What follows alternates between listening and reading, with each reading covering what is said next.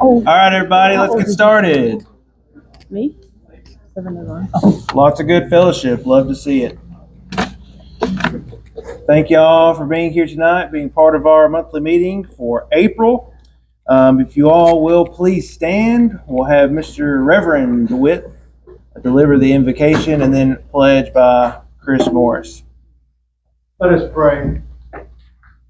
Dear Heavenly Father, we thank you that you have given a nation based on freedom, on individual liberties. We ask now also, Lord, that you would bring back to us where we say one nation under God, that we are united in service to you. And in God we trust, Lord. Let us go and place our trust in you and ask that you will continue to give us faithful leaders. We ask you to continue to give us leaders who believe in the Constitution. We ask that you keep our leaders now safe. We ask that you keep our military, our law enforcement, all first responders as they do their duties to go about serving us. And Lord, we also ask that you bless our meeting here tonight, because here is the purest form of democracy, where we come together as a community in the grassroots to see how we can better serve you and our nation. So we ask now that, Lord, that you would give us the wisdom to know the truth, and also ask that you would give us the opportunity and courage to serve our nation and others. In Jesus' name we pray. Amen. Amen. Y'all remain standing and join me in the pledge to our flag and our state flag. I Pledge allegiance to the flag of the United States of America and to the republic for which it stands, one nation, under God, indivisible, with liberty and justice for all. Now our Tennessee flag. 3 white stars on a field of blue. God keep them strong and ever true. It is with pride and love that we salute the flag of Tennessee. Y'all did a good job. Thank y'all. Please be seated. Little cards help. All right, Secretary's report. Come on, Danielle.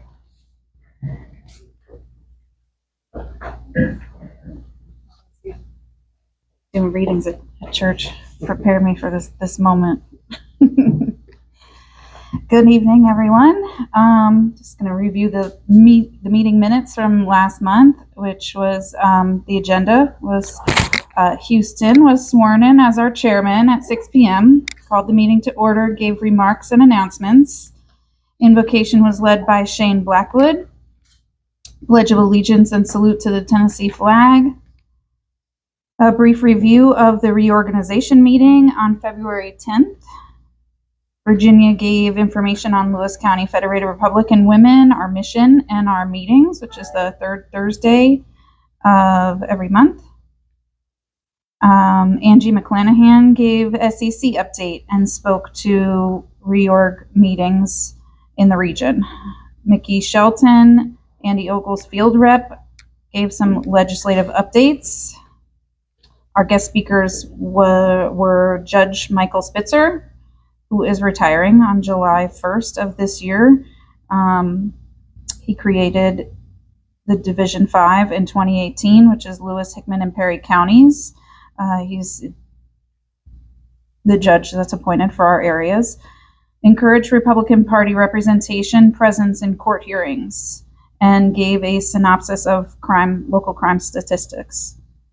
District Attorney Hans Schweinemann, the first DA from Lewis County in over 50 years, secured the first degree murder conviction in Lewis County since prior to computerized records, highlighted pending legislation, the courts to have the ability to deny bail beyond for capital offenses, Victims' Bill of Rights, lowering amount of fentanyl possession to be a Class A felony, assault on any law enforcement officer, corrections officer, a probation officer, and other similar officers of the law to be an automatic felony, and the Child Advocacy Center, which is a local 501c3 nonprofit, which is new this year, conducts forensic interviews on children that are admissible testimony in trials necessary in prosecuting child abuse cases. And both speakers held a question and answer period, and the meeting was adjourned at 7:23 p.m. by Houston Hamblin, who chairman. Cool. Thank you, Danielle. Sure. Ricketts, you got treasurer's report? Yes, sir, Mr. Hamlin. I want to welcome all of our guests. Thank y'all for coming over, being with us, Brandon and everybody. Right now, we've got about 1976 in our account.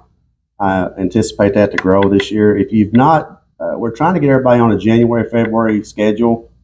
So if you don't think you paid, check with me before you leave. I've got the receipt book here. And we have new membership cards you can pick up once you leave. So other than that, that's all we've got. Thanks, sir. But if you haven't paid, y'all give me your pay. And we'll talk more about fundraising. We've got a Reagan Day coming up and that sort of thing. What about today with the Republican Women's Day on the Hill, Virginia? You want to talk about that? Sure. Big day. They just got in from Nashville. Big day.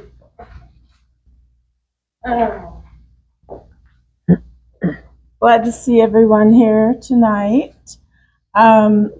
There are 95 counties in Tennessee, as most of you know, and there's, I think it's 70 counties have a Republican Women Club representing our organization. So today, 300 of those women traveled to Nashville to sit in the House chamber, and we heard Senator John Rose, Congressman John Rose. He's running for governor this year. So it was nice to hear from him. There was also a forum of 4 people that I don't have those notes, but they were each asked questions of what is the best part of your job? And what I appreciated was it's about relationships. It's about having relationships with people in Tennessee so they know how they can better serve everyone. From there, we went over to a hotel, the Doubletree Hotel, where Jody Barrett and Joey Hensley joined us for lunch. So we got to chat with them and take a picture. And we heard from Scott Golden, Marsha Blackburn. Is that everybody? But it was nice being with everyone because everyone, not everybody lives in Nashville, so we all had to travel a little bit. And it's good to see that the number has grown from last year. Last year there was 100 and something, and this year it's over 300. So it was a great day today. Yes, we did. Awesome. All right, a lot of good things going on. What about our out of town people? Who else here from out of town? Just out of curiosity.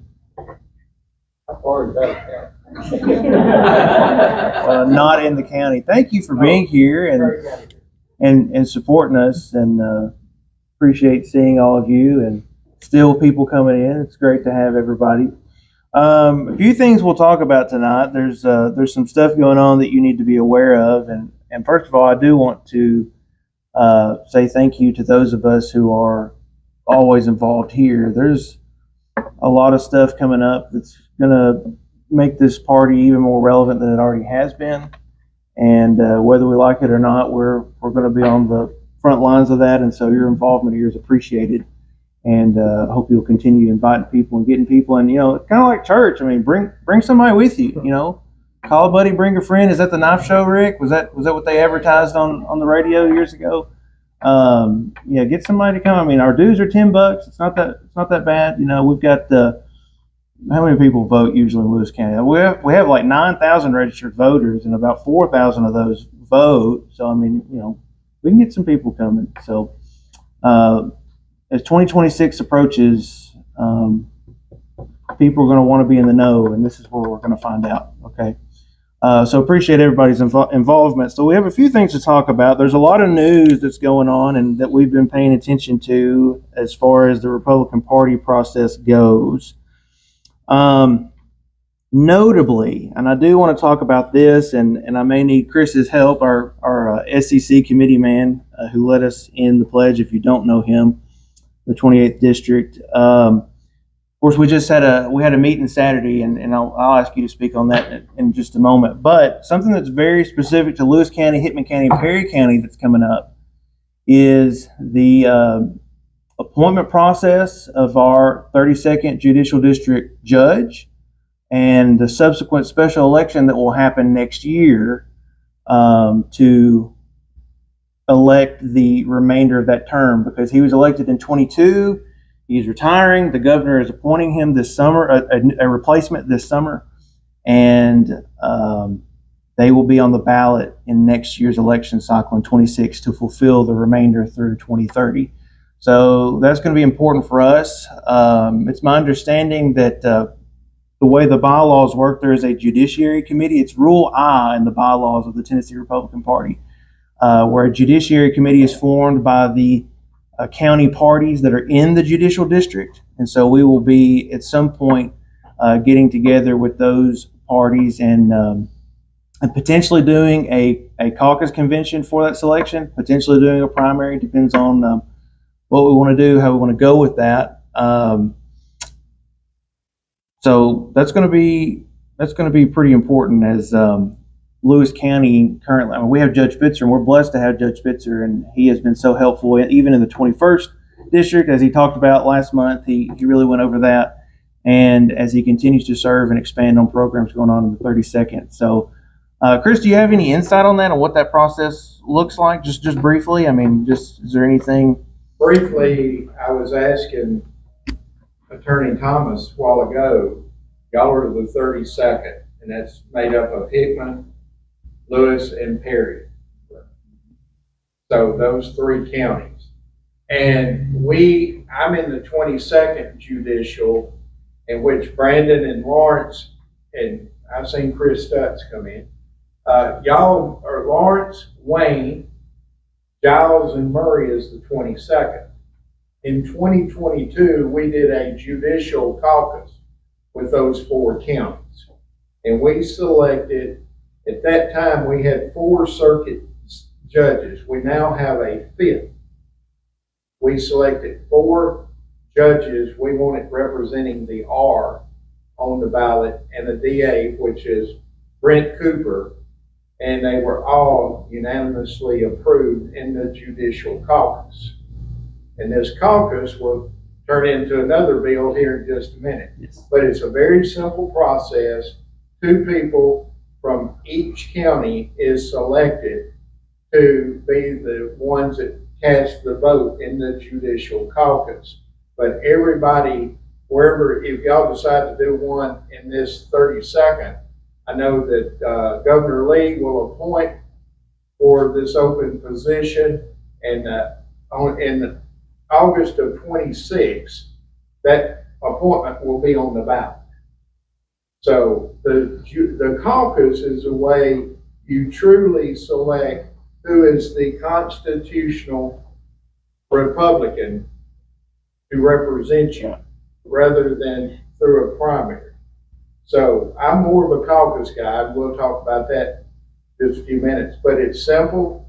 It's a great process. And whoever's selected in the caucus, if you do a caucus in the 32nd, nobody else can run as an R. Or if somebody wanted to be challenged in a caucus, whoever wins, the other person can't run as an independent or a Democrat. Right. So it's an important thing that we're going to learn more about as we go forward. This summer, June the 10th, you might want to mark that, June the 10th, the committee to hear attorneys to be submitted and considered to be appointed by the governor. June 10th will be here at the Lewis County Justice Center. Those are public hearings. Everybody is more than welcome to come. I will be there representing the county, and then by virtue of my position here, probably the Republican Party. But it's like a 12 or 15 person committee that's coming down, and they will do hearings all that morning. They'll have lunch, and then they'll deliberate that afternoon, and then they will submit a list of 3 names to the governor to be considered. And in theory, that individual will take office July 1 this summer. It may take longer than that. It's possible. Depends on how long the governor wants to drag his feet on making that nomination happen. But that is the process. June the 10th, here at the Justice Center, 29 West Main Street. That'll be a big deal. We've never seen this before here in Lewis County. I mean, this is historic, right? I mean, this is something significant. What time do you need it for? I believe 9 a.m. I can confirm on that. And yeah, we'll be looking for that. But June 10th for sure. Go ahead and mark that down. And then I can't remember off the top of my head what time they said, or if they've even settled on a time, come to think of it. Yes. Once there's something solid, I will put something out. But that's really important. I mean, it's historic. It's the 32nd Judicial District. It's Hickman, Lewis, and Perry. We've never had that before until 22. So be involved in that process. Your circuit court judge is a big deal. Anyways, be part of history there. And then after that, next year, we'll talk about 2026 election and that caucus process and what that looks like for all 3 of our counties. So that's good stuff. Any questions on that? Again, if you want to look at more what that process looks like, you can Google Tennessee Republican Party bylaws and look for Rule I. Rule I. Okay. And you can learn more about that. So what else have we got? There's a lot of stuff going on the state level that you need to know about that's affecting the party system.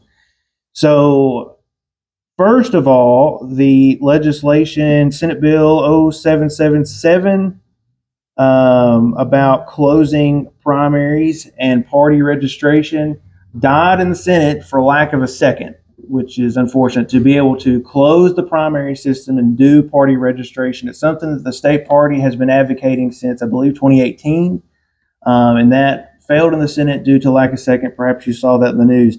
The House is supposed to vote on it. It's been placed behind the budget, so it's going to be one of the last things they vote for in this week or the next, whenever they finally get to wrapping up session. So that's from my understanding from what Scott Golden said on Saturday at the SEC meeting, that is as far as that bill has ever gotten. So that's pretty good progress to be able to get that far and almost essentially have the closed primary system. So we'll be watching that. I'm sure it'll come up again next year. But at this time, our primaries remain open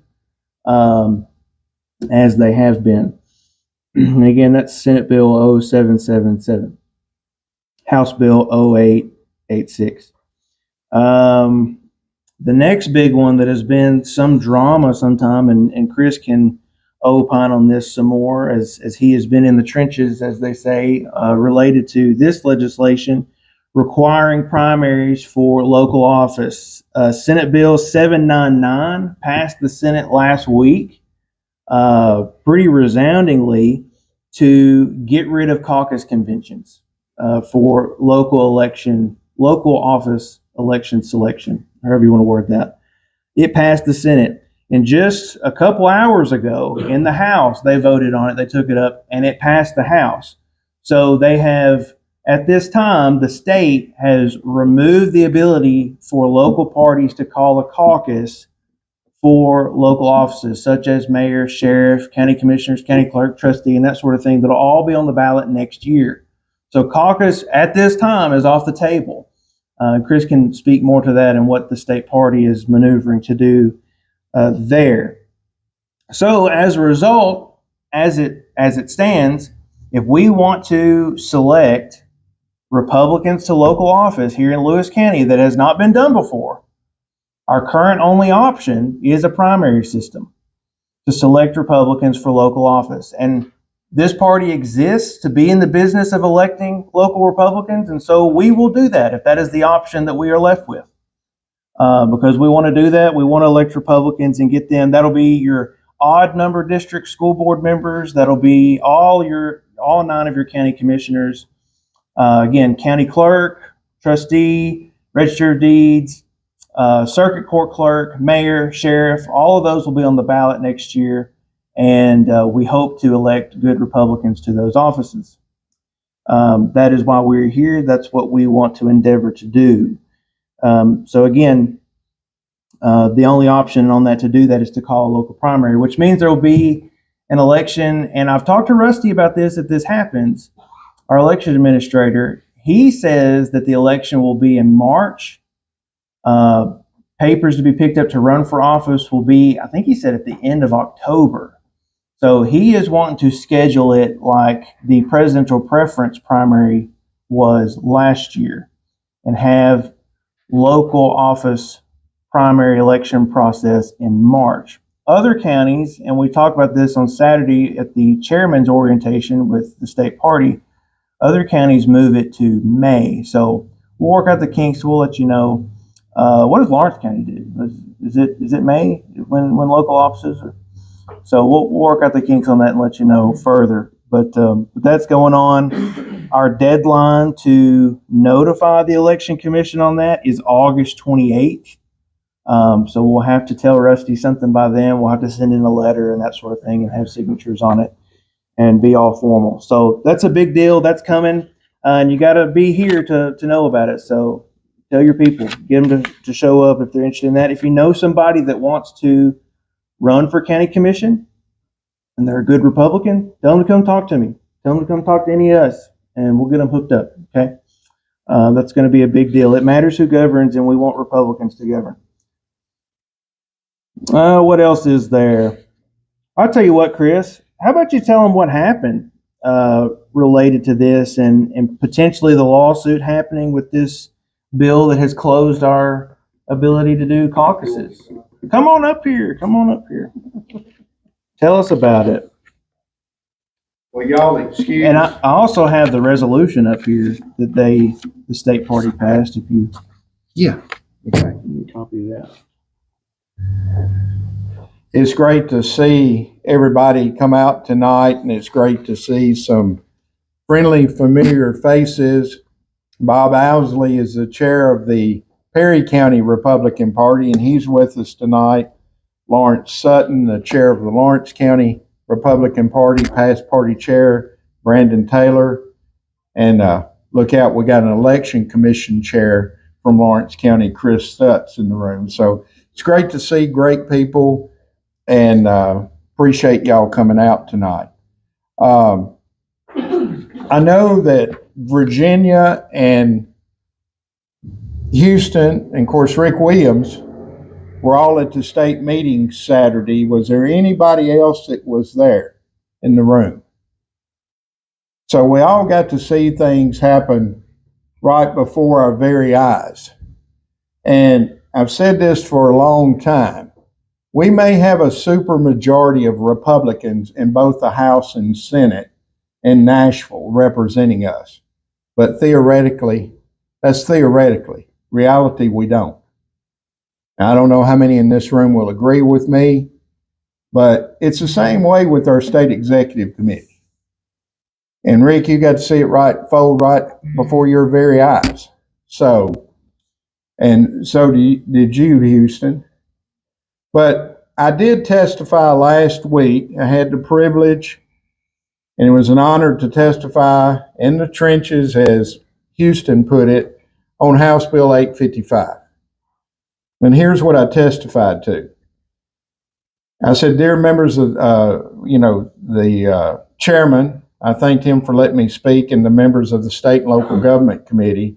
I'm here in person to express my concern regarding this proposed amendment to House Bill 855.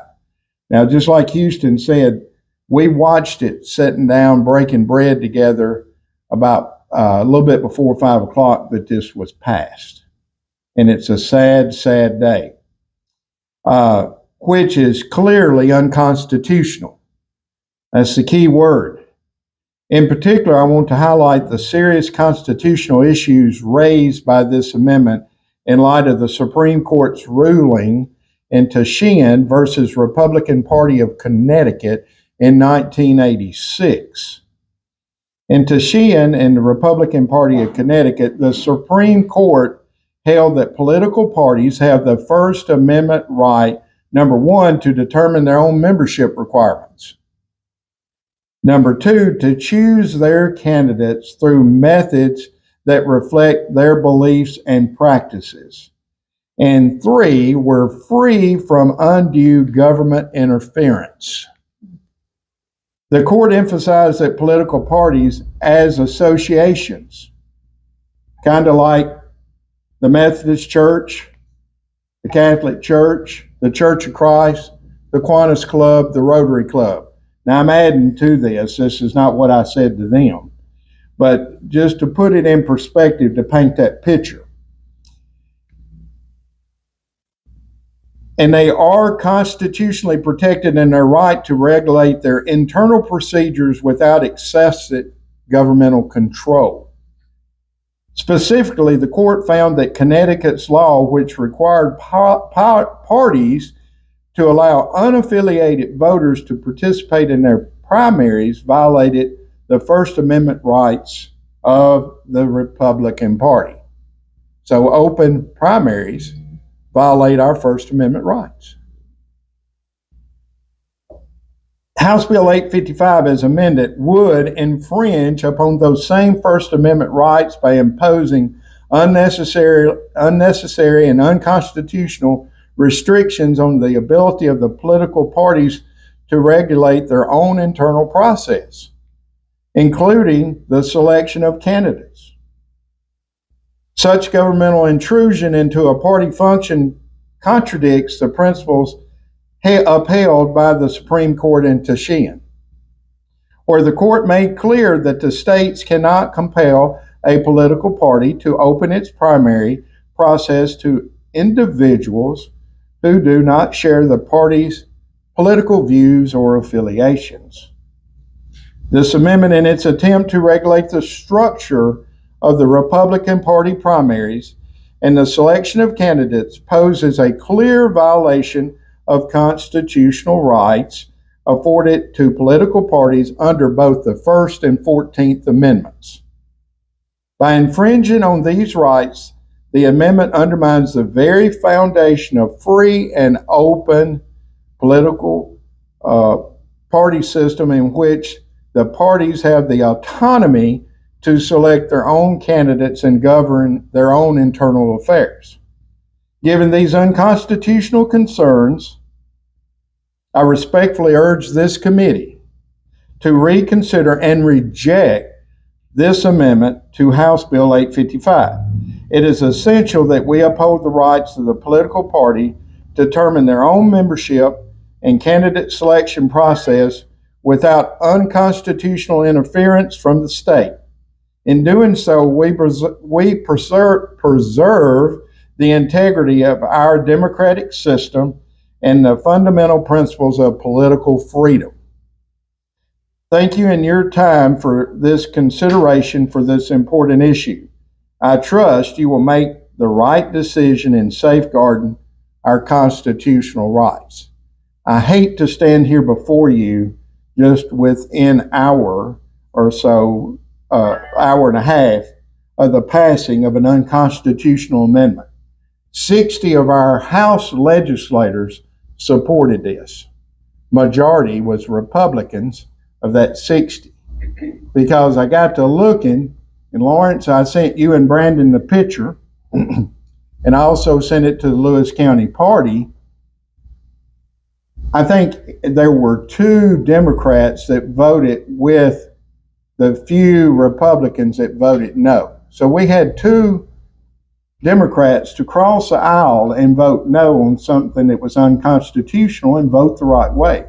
The remaining Democrats, and there's 24 of them in the House, I think 2 were not there, but the remainder chose not to vote. That speaks volumes. And when you choose not to vote, in my humble opinion, that's the same as a no vote. So what happened is our legislators are trying to legislate a private organization. And I want every one of them birds, and I know you're filming, I want every one of them to hear, especially Senator Jack Johnson, who led this in Senate Bill 799, and Lee Reeves, who is a House representative who led the charge in House Bill 855. This all stemmed, and the truth is not being told by these two gentlemen. Okay? This all stemmed from a party reorganization in Williamson County where these two gentlemen got their butts handed to them because their slate of officers didn't win. Pure and simple. And this is what this is all about. And then they want to step on my freedoms and my constitutional rights. I will not stand for it. Period. There's time for change in our legislature, and especially in our leadership. We're being led down the wrong path. We're being led by trans Republicans. They don't know whether they're gay or straight, male or female, or Democrat or Republican. And it's time for us grassroots conservatives or grassroots constitutional Republicans. They've tried to hijack our conservative that Brandon Lawrence that we talked about on the radio so much. They're hijacking. And I think everybody needs to go out and buy you a copy of Rules for Radicals. You need to get a copy because that's what we're being led by. And I hope everybody humbly agrees with me. And it's time we take a stand. Now, the thing about it, we talked about this a little bit, Houston, Saturday, and our state executive party, minus one vote, we had one vote that did not, wait a minute, we had two votes that didn't support this resolution that we sent to the legislature. We had two of the SEC members, and I think we had, 60 present? Two voted no. The rest of us voted yes. And there was a resolution that was sent to the House and Senate, and they just simply, for lack of a better word, give us a middle finger. But I will tell you, your state representative, Jody Barrett, voted no. I will tell you Lawrence County, and he serves Wayne County and part of Murray and a little bit of Hardin, Kip Capley voted no. Giles County's representative, who represents Giles and half of Lawrence and half of Lincoln, Clay Doggett, voted no. Todd Warner, who represents Marshall and a little bit of Williamson County, voted no. And of course, Senator Joey Hensley was one of the three senators that voted no in the Senate. And, and then also, I'm staying, don't get me wrong, Lawrence, I'm just staying in our senatorial district, and we've got great leaders, and Scott Serpicki, who represents the rest of Murray County, voted no. So the 28th senatorial district was a unanimous no. And I've said this time and time again in front of everybody, we have the strongest senatorial district in the state, right here. And that's something to be proud of. And, it just amazes me when you point things out to these legislators and they think we're the servants and they're the boss. Well, I want to tell every one of those legislators, we are the boss and you are the servant. I want you to understand. And we're just letting you rent a little space in our house until the next election. And every one of these, they want a primary, let's give them a primary. Let's get out there and find somebody to primary Jack Johnson, Senator Jack Johnson, who is the Senate Majority Leader, and House Representative Lee Reeves. Let's get out there and find people in that great county to primary them. And let's beat them at the polls. Let's beat them at their own game. All you got to do is give me your rules and I can play with you. Okay? But it is very, very upsetting. But everybody that got to come, I think y'all got an educational experience Saturday, didn't you? And what happened even more so, that made that bunch matter, is the state executive committee unanimously, except by one vote, upheld Williamson County's reorg and let it stand as those folks were elected in Williamson County. And I'm going to tell you, that was a mass undertaking because there was 1,700 people plus. Imagine Lewis County's reorg. How many do we have here? 40 something? Imagine 1,700 plus showing up. Bob, y'all had what, 10 in Perry County? I think it was 9 actually. 9? So you're getting into a place where you have 1,700, but we did let 1,550 something people participate. They were qualified participants. So that was a mass undertaking, and this is where this all birthed from. They're looking for ways to stop the fear of caucuses or conventions, because the people of the party, if you do a convention, you select your candidate. What do you guys do in Perry? Well, we've got a combination, and mostly it's been based on money, with the county. If it's a national election, then we go for a primary. And if it's not a national election, then the money for a primary comes out of the county. Being a disadvantaged county, it's a really big deal for the county to pay for a primary. Bob, I really appreciate that comment. That's what people are missing. You get to, when you have a presidential election like with Donald Trump in 2024 in March, you can hook onto that primary and it not cost these counties. Okay, because that's a national primary. But Chris, you being the election commission chairman in Lawrence, if you guys decide to do a primary in 2026, well, by George, it's going to cost Lawrence County taxpayers. Where if the party holds a convention, guess what the cost is to the taxpayer?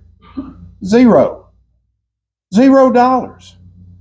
And in some of these distressed counties, and I hate to use that word, we're worried about keeping up with goods and services in our county. What you pay property tax for. We're worried about being able to do maintenance on courthouses. I know y'all went through a renovation here. A minor one, but still it costs money. So in Giles County, it cost a little over $32,000 plus to do a primary. And I got figures from one of the representatives wanted that to do his speech from the floor. So will the state party sue? You bet, because this is unconstitutional. It's done been upheld. 2 cases I know, one in California by the Democrat Party, and the Supreme Court upheld it, and the one in Connecticut. And they both have been upheld as constitutional. It is our right. So what my concern is, and I'll add a little taste to it, a little flavor, I'll put a little sugar in their Kool-Aid, is they don't stop there. Are they going to come in our churches and start telling us how to run our churches? That's the very reason my forefathers left England. One of the main reasons was separation of church and state. So it's a sad day when you got people that take an oath of office and break their oath of office. That's what it comes down to. Listen, I appreciate every one of you. If you got any questions, we can talk all day long about what went on Saturday, but I'm going to turn it back over to Houston. Thank y'all for coming out tonight.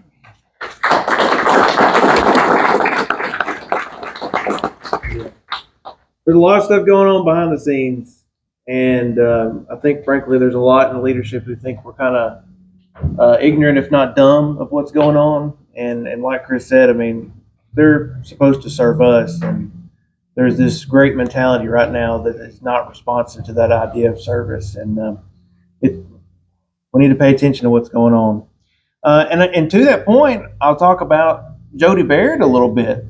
Our state representative is voting his district, and our state representative has effectively been blackballed and is not being allowed to carry legislation the rest of this session. He's had to give that workload to other state representatives who've been willing to take on his legislation that he's already filed. The leadership there, because he voted against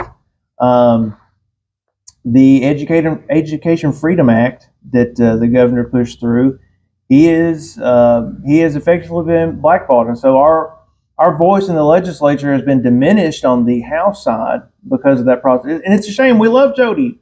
Jody's great. He's good to us. He should be here next month as well as Congressman. So we'll get to talk to him then. But it's a shame that leadership is acting that way and diminishing our voice in the state legislature. So that's going on, and as well as diminishing Hickman County's voice as well, and half of Dixon County. It's just a shame that leadership operates like that, but we see that. And Doug, you had an interesting idea on that. Would you like to opine a little bit on that? Yeah, because I want to get a motion from you, and our rights are being taken away in a way I never believed possible. That some leaders, some people could say to our representative, you cannot do your job.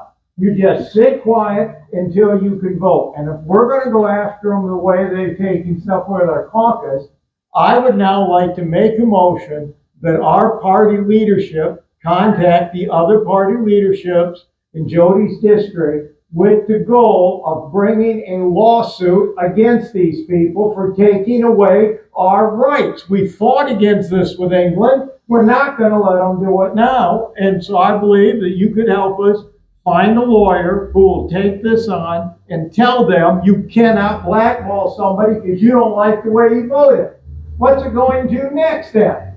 Right? If you can't vote unless what they tell you to. That sounds a lot like communism, if you ask me.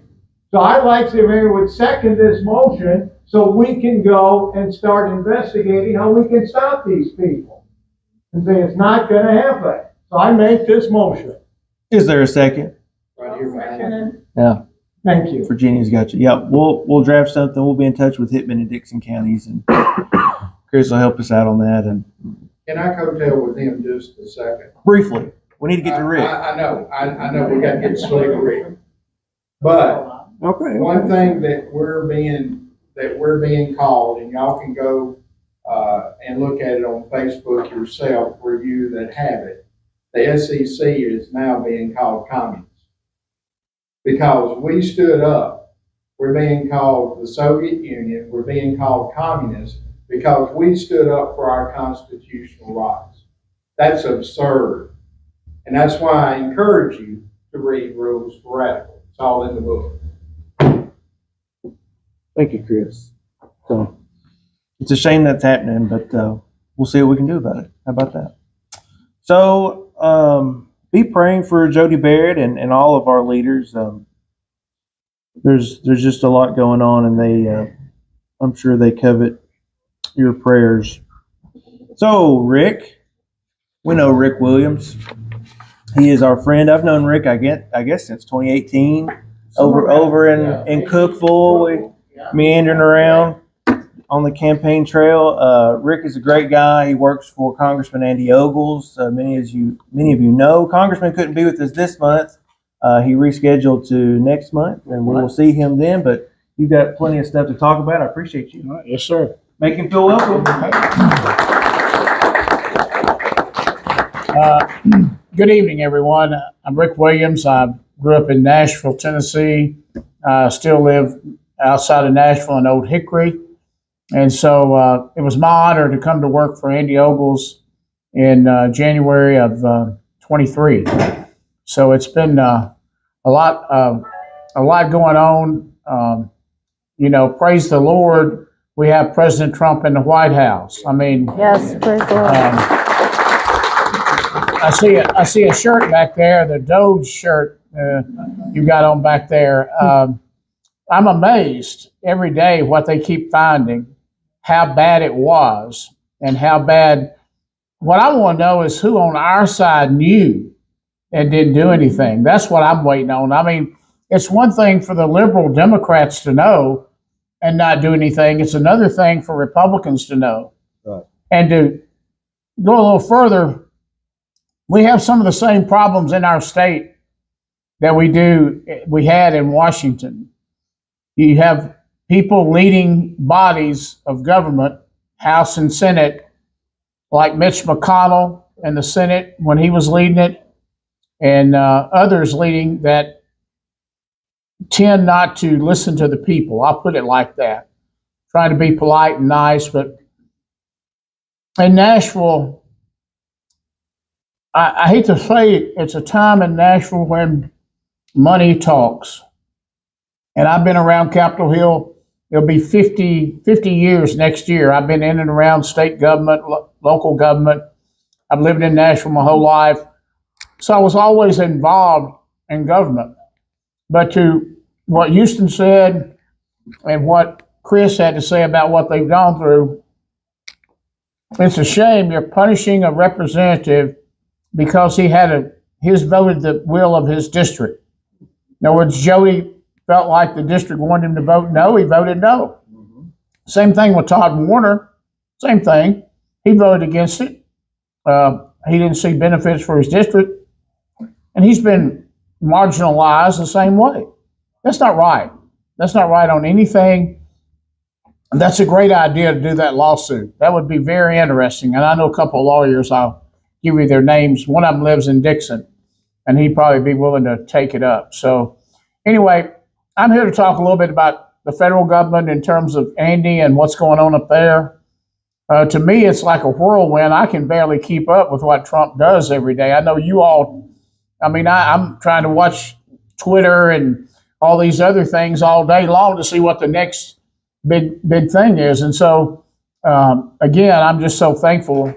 I was lucky enough in the third Saturday in September of 2015, two people walked up to me and said, will you co-chair the Donald Trump campaign in Davidson County? And I looked up and I thought, man, that looks like the scariest fair ride I've ever been on. But I said yes.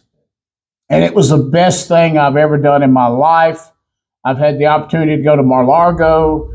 I've had the opportunity, I've never met him. People say, have you ever met him? I said, no. I said, I don't care. I'm not trying to meet him. As long as he keeps doing what he says he'll do, that's all I care about. I'll always help him. I don't need to meet the man or shake his hand or anything. So we're blessed at that. Andy is right in there with him. I mean, Andy votes with the president all the time. He's very involved with everything going on up there.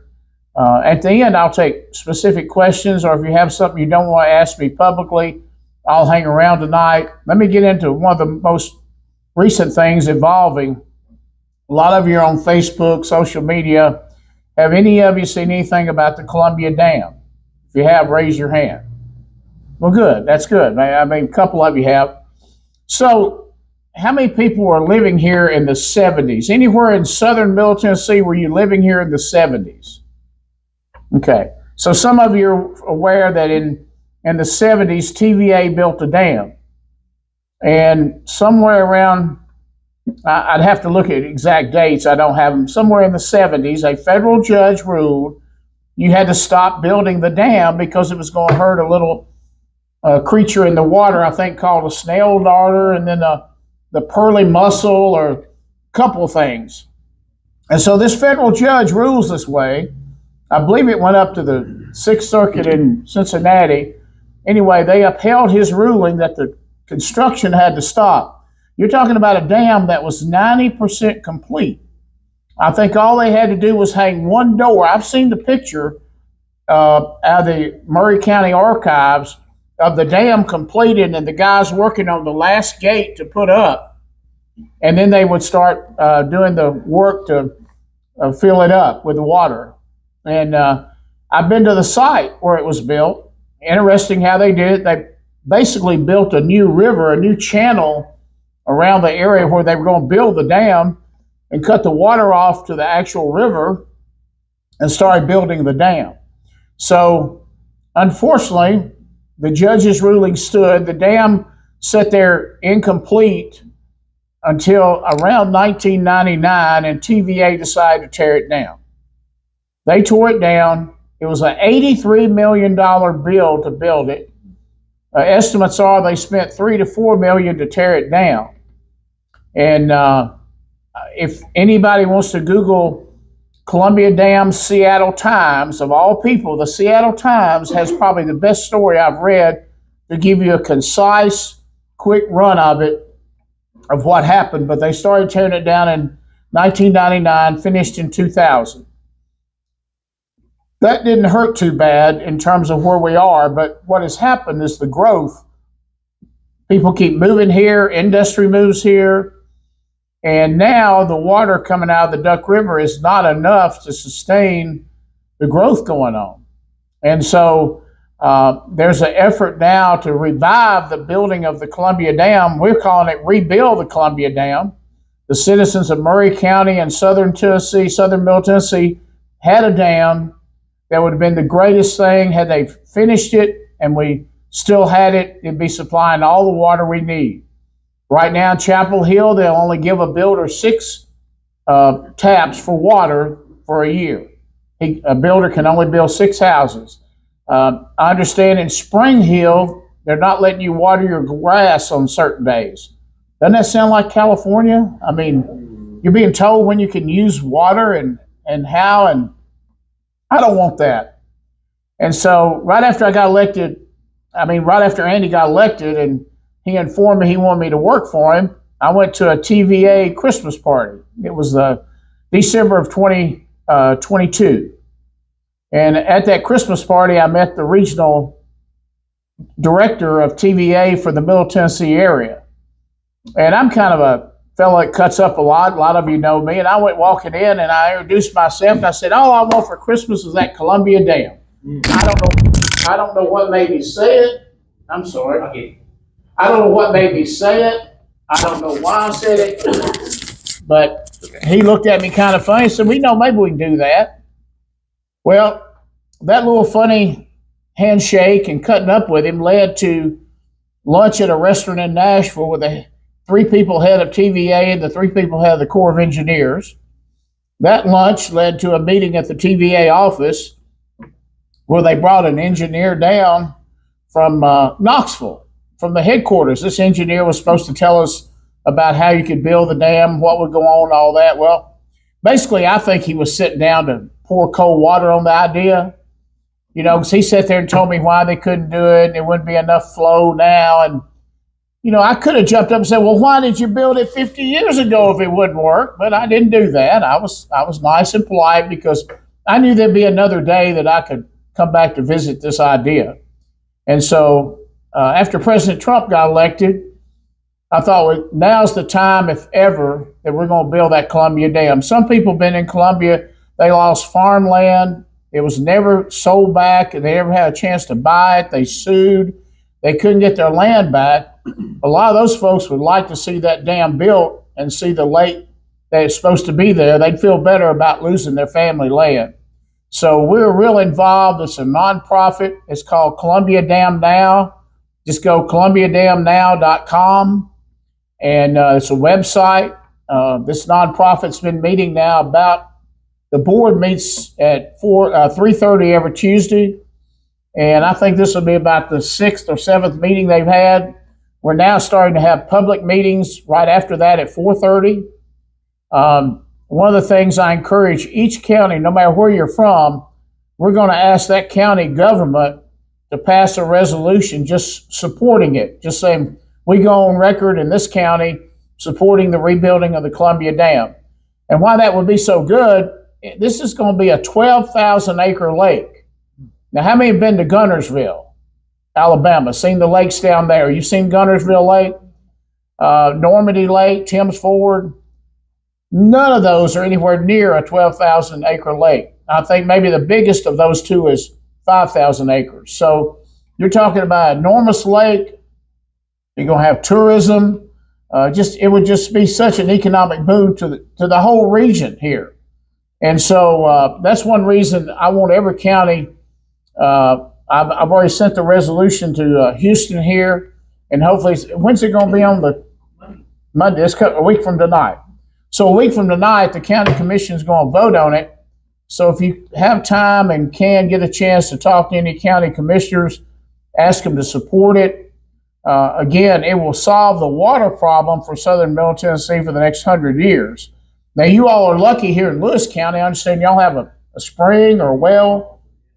Now, but what if that goes dry someday? You never know. So it doesn't hurt to have that lake sitting over in Columbia for a water supply source. So anyway, anybody has questions about this, I'll stay around afterwards. Does anybody have any questions now about the federal government or Columbia Dam or anything you'd like to ask? I'll be glad to answer it. Okay, yes, sir. Is there anything in pipeline as far as codifying any of the presidential executive orders and to codify them into law? I think they're working on that. I don't know of any specifics, but that would be the goal to definitely get that done. I mean, the executive order is one thing, but it's only as good until we have a new president. So if we would get those, yeah, and they're looking at that. Let me say this: in that day that I accepted being the co-chair of Trump's campaign in Nashville, third Saturday in September of 2015, I never dreamed since then, in my any wildest dream I'd ever have, that he would be doing what he's doing. He is just, I mean, he's doing things none of us knew how bad it was. Look at that USAID. And under Biden, they were spending money they didn't have. I mean, they just printed, hey, yeah, Ukraine, here's some more. And, we're just going further in debt. Somebody told me yesterday, and some of you folks might want to Google it and see what it is. I was told when a child is born in America, they're saddled with almost $250,000 debt in their lifetime. If they had to be obligated the minute they're born to pay the debt off that our government owes, when they're born, they owe $250,000. That is insane. And hopefully we've got to start somewhere. Andy's committed to that fiscal responsibility. Every vote he'll take will be that way. And he might end up occasionally have to vote opposite the president to maintain his stance on fiscal responsibility. But he's always going to be working with the president all the way, and they know where he stands. He constantly works with the White House. Chris, you have a question?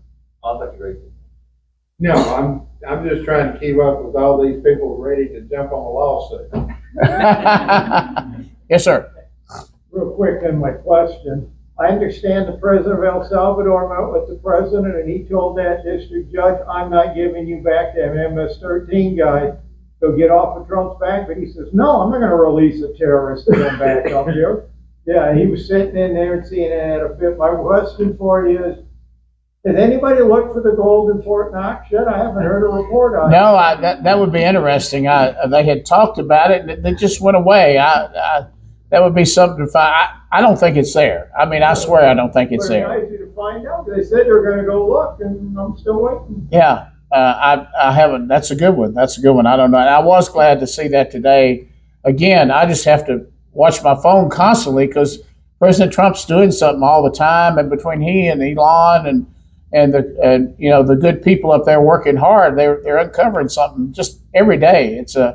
I spoke to State Senator Mark Pody has Wilson County and some of Davidson, and he has a monthly meeting in Lebanon where anybody can come, kind of like this, come tonight, just ask questions. Well, I walked into the meeting a little late, and I'm sitting at the table, and I didn't realize it. It was pretty quick for me to see there was a lot of Democrats in the room. Apparently, they had come to kind of ambush him a little bit, and of course, they've been asking questions about the federal level and been asking about the J6 prisoners and how does Mr. Musk have all this ability to do all these things. And so Mark just took to me, so here's your representative for Congressman Ogles. Maybe he can answer some of those questions.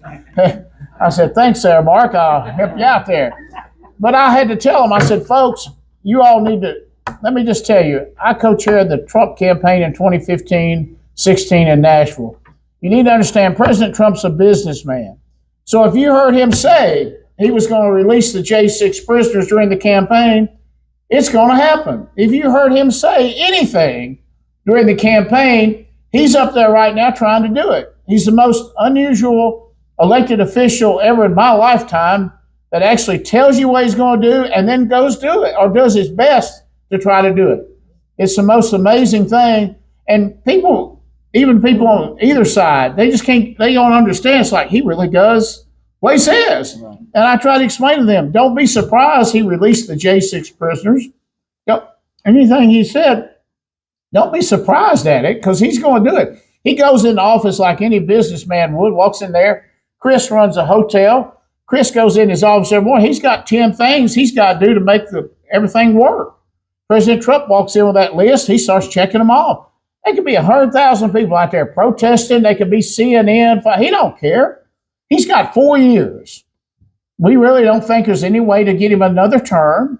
He's got 4 years, and he's going to use every day and as many hours as he can a day to change America and change this government. And that's great for us. And he doesn't care if his polls drop, go up. I love watching Sunday morning. I must admit, I do all my church on TV because I get up watching the liberal talk shows every Sunday morning. It's just funny to watch them. You should watch them sometime. They're going nuts. They don't know what to do. And they want to bring up, oh, man, he's down. It's 51-47 that don't like Trump. I thought, you think he cares? He could give you know what? He could care less that it's 57 for, he doesn't care if it gets down to 20% like it and 80% don't. He's going to do what he thinks. I mean, he did this really for our country. He doesn't take a salary. He's got children and grandchildren. He's not going to be here forever. And even though they'll probably be financially set, the whole country will go to hell if somebody doesn't get control of it. And thank God he came along. Any other questions? One point I was going to Yes, sir. that I was going to make that I thought of. How many of you in this room have ever been to Tim Ford or Lake Normandy? This Columbia Lake is going to be bigger than both of them put together. Right. That's how massive this is going to be, just to paint a picture. It's going to be a great thing. I had one here and one here. Go here, then you, sir.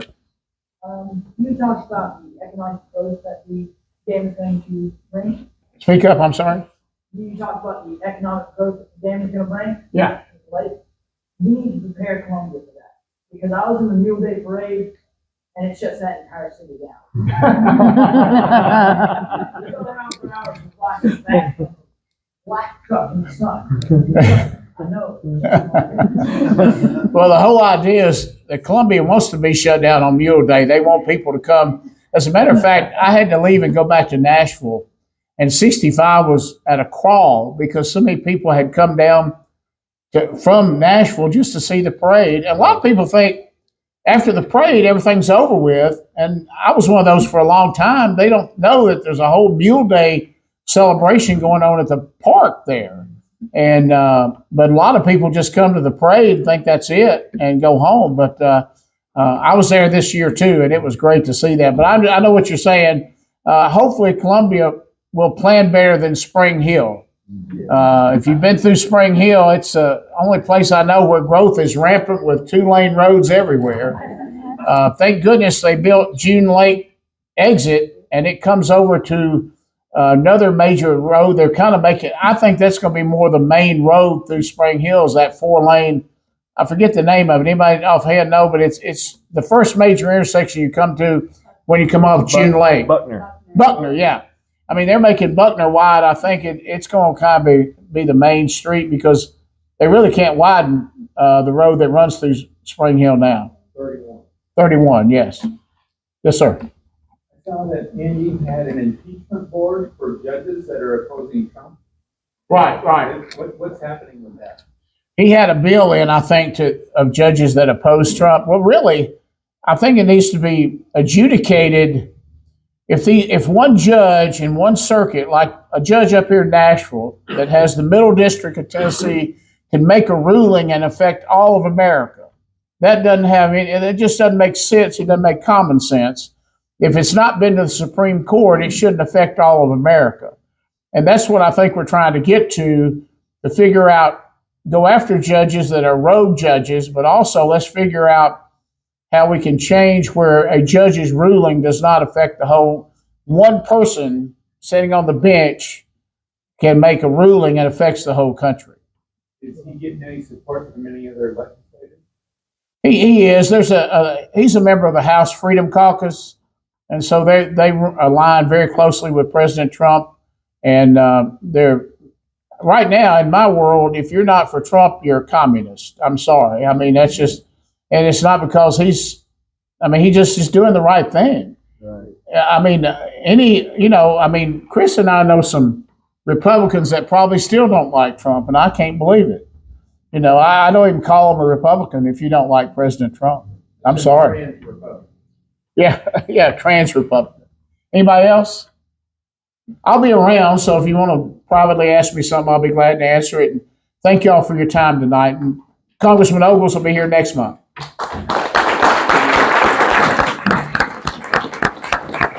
All right, a couple more things before we close out. I do want to mention that right now Tennessee has one candidate for governor on the Republican side that has officially announced, and that is Congressman John Rose. He is from Cookeville. He represents Tennessee's 6th congressional district. Great guy. Glad he's running. I know him personally. I knew him up in Cookeville. So that is the only person that is officially announced for governor of Tennessee on the Republican side right now. So you'll be getting to know him. He will be making his rounds across all of Tennessee's 95 counties, including here in Lewis County, because we have officially set the date for our Reagan Day Dinner fundraiser, the first one we've ever had. It's going to be a big deal. John Rose will be one of our keynote speakers, and hopefully Congressman Ogles will also confirm. But we'll have them coming on Patriots Day this year, September 11th, 2025. So that's a Thursday night. Be thinking about that. We'll release some more info on that on ticket prices, or if you wanted to sponsor a table, purchase a table, it'll be a great thing. We'll raise some money for the local party and be able to support Republican candidates next year during 2026. So big stuff coming. Be paying attention to that stuff. Holler at any of us if you need anything. I have my business cards up here if you want to grab those. If you don't have my cell phone number, holler anytime. I also work up here at the courthouse, so I'm very accessible if you need anything. With that, does anybody have any further announcements or concerns or questions? Board, you good? Yep. Summerfest, we need to make sure that we start asking for volunteers. That's very true. Summerfest is coming up on June 7th here on Main Street. Mike Ricketts is our Summerfest czar for the Chamber of Commerce, so see him on that. But we will have a booth set up for our Republican folks here for Lewis County Republican Party and the Federated Women. We'll be set up there and having information on how to vote and other things as well. So if you want to help volunteer for that on that Saturday, that's June 7th, please talk to one of us and we'll get you scheduled for that. It's good. Thank you for bringing that up. And that booth was real busy last year. I'm partial, but it was busy all day. They run their legs off. It was constantly stopping. I even got pictures I put on the Summerfest page where that booth was crowded with people. So it was interesting. And now there's a Democratic that went up this last year too. So Yeah, I think the local Democrats are reorganizing tonight somewhere. they've already reorganized. They're having their meeting. Yeah, they're somewhere in the county. Yeah. Yeah. There's an outhouse. Yeah, they're somewhere. God love them. They, I wonder who even attends those. What do you got, Virginia? Called the cloning center. Well, surprisingly, were a lot of people that weren't registered to vote. At that, when you interacted with the booth on So Summerfest? That was our big push to get people registered to vote. Some weren't qualified, but Yeah, and we want to be a resource, right? I mean, we want to let people know that we're here, that we're active, that we're rolling towards something. And so we'll have that. We'll also do an Oktoberfest booth closer to time. What is that, like October 11th, around that time? But we'll talk about that further. But big dates, September 11th, 2025. That'll be our Reagan Day dinner. June 10th will be the judicial appointment over here at the Justice Center, so be mindful of that. You got something? Since you've got neighbor and surrounding county party chairs, have they got any comment they'd like to make? That's very true, yeah. You got anything for Perry County? Well, I'd just like to really appreciate being here tonight. You run an excellent meeting. I've learned a lot tonight, which is great. Perry County is still pretty small. We're trying to wrestle the leadership over there into submission. It's a constant challenge. But anyway, thank you for. Yeah, thank you for being here tonight. Lawrence, you got anything? Thank you for being here tonight, and all of Lawrence County people that's here and showing y'all support for us. So, with that being said, I will entertain a motion to adjourn. Mr. Keaton, you got it? Motion. I got a second. All in favor, say aye. Aye. We're adjourned. Thank you for being here. I'll put about a period off.